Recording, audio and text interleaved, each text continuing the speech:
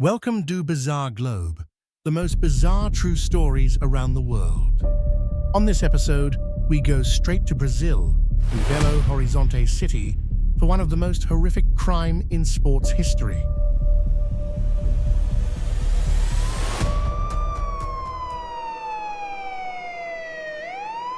This is the shocking crime story of one of Brazil's top goalkeepers. At the height of his career, he kidnapped, held captive, and was implicated in the brutal murder of his only son's mother, with her remains fed to dogs. Years have passed, but the haunting questions remain. Was he convicted? And what has become of his son today? Bruno Fernandes was born into poverty.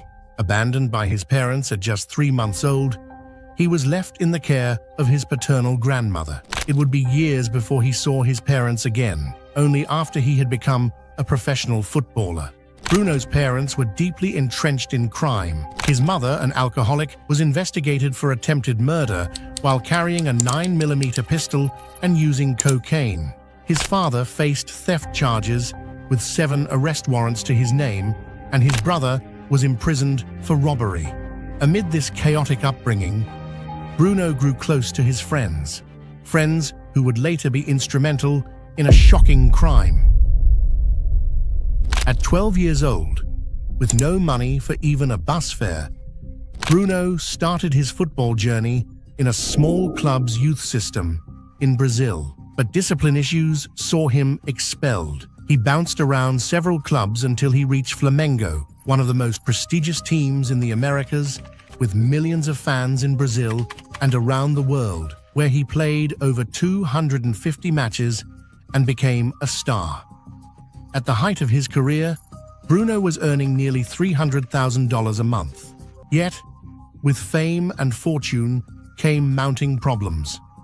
Married to Diane and a father of 2 daughters, Bruno was frequently embroiled in controversies. After a significant victory, where he scored his first goal for Flamengo, earning the nickname Goalkeeper top scorer, he attended a party that spiraled into chaos. This night of orgies with prostitutes ended with multiple assaults, involving Bruno, his friends, and other players. During one of these wild parties, Bruno began an affair with Elisa Samudio. Soon after, she announced she was pregnant with his child. In 2009, a video surfaced of Elisa claiming Bruno had threatened her. She filed a police report for kidnapping, assault, and threats, alleging Bruno forced her to abort. On June 4, 2010, Elisa left her hotel in Rio de Janeiro to meet Bruno at his ranch, 500 kilometers away. She was lured by promises of an apartment and the acknowledgement of her child's paternity. But that night, things took a dark turn. Bruno's associates brought her to his home, while another lover, Fernanda, was summoned to care for Elisa's baby during what would soon become a horrific crime. Hidden in Bruno's car trunk was a minor with a gun. When Elisa said the wrong thing, she was attacked. By June 6th, Elisa and her baby arrived at Bruno's ranch, and just 2 days later, forensic evidence would reveal traces of human blood in Bruno's car. Over the next few days, Elisa was held captive by Bruno's accomplices. While Fernanda cared for her child, Elisa's fate grew more ominous.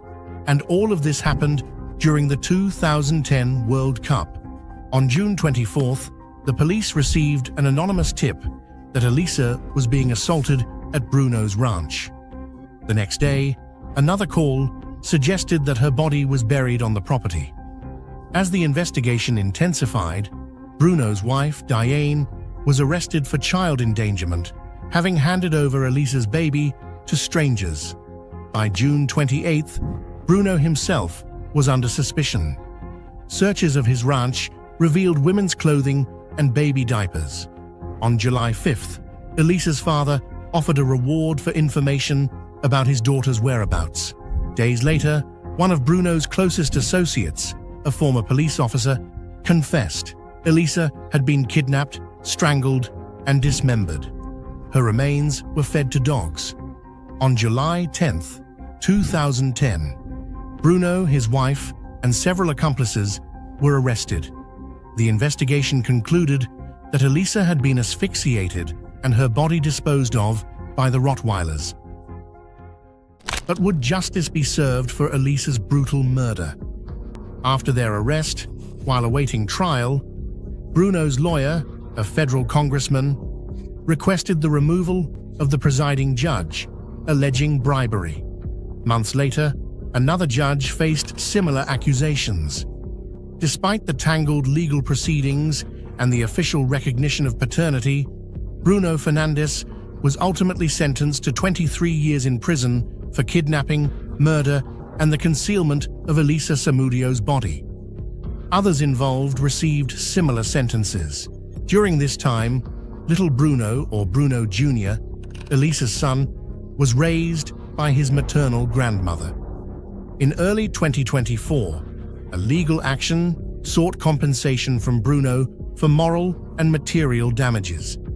Initially, the claim was for $2 million, but it was reduced to $100,000. By 2018, Bruno had been transferred to a semi-open regime, and by January 2024, he was released on parole. Today, Bruno runs an acai shop and claims his household is supported by his current wife, a beautician, as his football salary is now only $2,000 a month. Meanwhile, Bruninho, now 14, follows in his father's footsteps as a goalkeeper. After being expelled for indiscipline, he recently signed with Botafogo, Flamengo's fierce rival. He claimed on his last interview, "I feel sorry for him."